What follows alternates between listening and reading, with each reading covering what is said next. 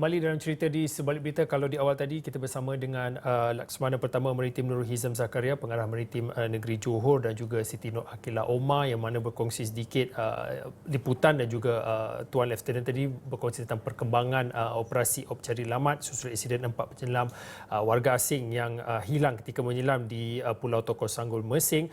Pada waktu ini ada satu lagi insiden yang membabitkan kawasan perairan, khususnya melihat di Pulau Kapas di negeri Terengganu. Kalau boleh saya tunjukkan di iPad saya ini, tekong dikuatiri lemas bot karam di perairan Pulau Kapas, yang mana seorang tekong bot nelayan dikuatiri lemas di laut selepas bot yang dinaiki bersama dua lagi awak-awak karam di perairan Pulau Kapas tengah hari semalam.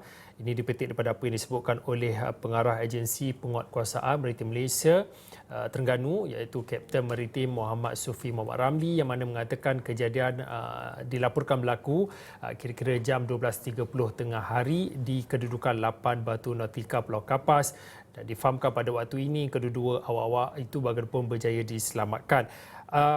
Kalau boleh saya nak terus bersama dengan Wakil Eksplorasi di Terengganu, kerana saya difahamkan masih ada lagi seorang lagi mangsa yang dilaporkan waktu ini masih lagi hilang statusnya.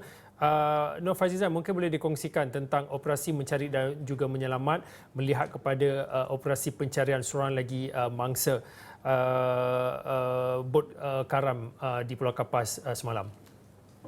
Baik Fauzi, jika di Johor operasi pencarian ditumpukan kepada penyelam yang hilang, namun di Terengganu ini pula misi pencarian ditumpukan kepada seorang tekong bot yang dilaporkan hilang selepas bot yang dinaikinya karam pada semalam. Di mana kejadian itu berlaku kira-kira 8 batu nautika dari Pulau Kapas. Dan apa yang saya fahamkan Fauzi, ketika kejadian kesemua mangsa ini sedang melakukan aktiviti menangkap ikan di perairan Pulau Kapas. Bagaimanapun ketika itu bot mereka dilaporkan karam dan dua awak-awak berkenaan berjaya diselamatkan, manakala tekong bot yang berusia 62 tahun itu dilaporkan hilang.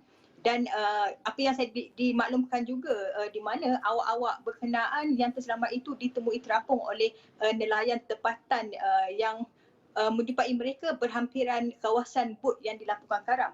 Dan ketika ini Fauzi, operasi pencarian ini ditumpukan bukan sahaja di laut, malahan ianya turut dilakukan menerusi pencarian di udara.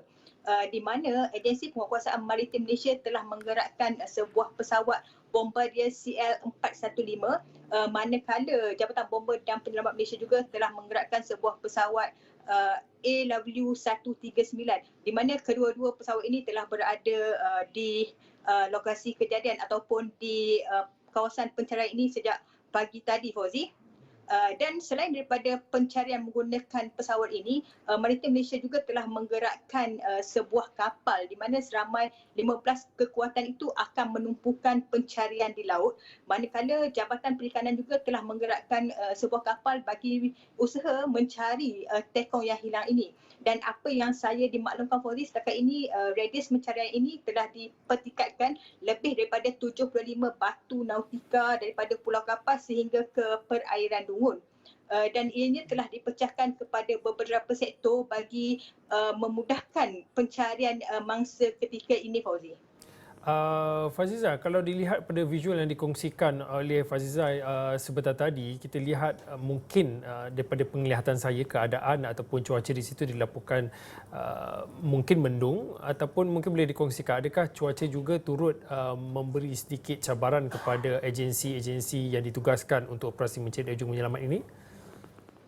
Betul Faiz, sejak pagi tadi cuaca di Terengganu ini agak mendung dan saya dimaklumkan oleh pengarah APMN Terengganu, Kapten Muhammad Sufi Muhammad Ramli yang mengatakan menerusi pencarian pada petang ini cuaca yang tidak menentu, kadang-kadang hujan, dan itu menghadkan penglihatan pasukan mencari untuk mengesan mangsa, di mana selain daripada keadaan cuaca yang tidak menentu itu juga ketinggian ombak mencecah 0.5 sehingga 1 meter dan kelajuan angin juga mencecah 20 km sejam. Itu antara cabaran dan juga halangan yang terpaksa ditempuhi oleh pasukan pencarian dalam operasi mencari mangsa yang hilang di perairan Pulau Kapas pada hari ini Fauzi. Faziza, saya ada lebih kurang dalam 1 minit akhir ini. Mungkin boleh dikongsikan tentang tadi diceritakan tentang radius pencarian diperluaskan, aset-aset daripada agensi-agensi yang terlibat juga diperbanyakkan. Mungkin pada waktu ini ada terima maklumat ataupun laporan kawasan tersebut ataupun nelayan-nelayan yang berada di kawasan tersebut turut membantu dalam operasi mencari penyelamat ini, adakah ataupun bagaimana?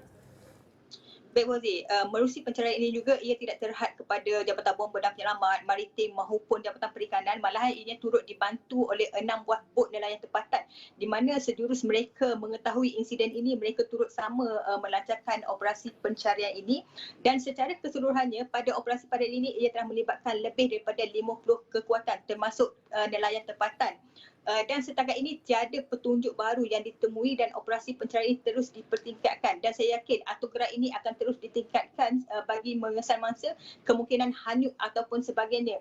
Dan selain itu juga pihak Maritim Malaysia turut menyeru komuniti laut jika menemui sebarang objek ataupun petunjuk baru segera melaporkan kepada pihak mereka untuk melakukan tindakan pantas bagi menyelamatkan mangsa, Fauzi. Okey, baik. Terima kasih Nur Fazal Ali atas perkongsian dan juga sedikit laporan dan juga perkembangan terkini melihat kepada insiden tragedi bot karam khususnya di perairan Pulau Kapas, dan seperti yang dimaklumkan setakat ini masih ada lagi seorang tekong bot nelayan masih lagi belum ditemukan yang dikuatiri lemas di laut selepas bot yang dinaiki bersama dua lagi awak-awak yang karam di perairan Pulau Kapas tengah hari semalam.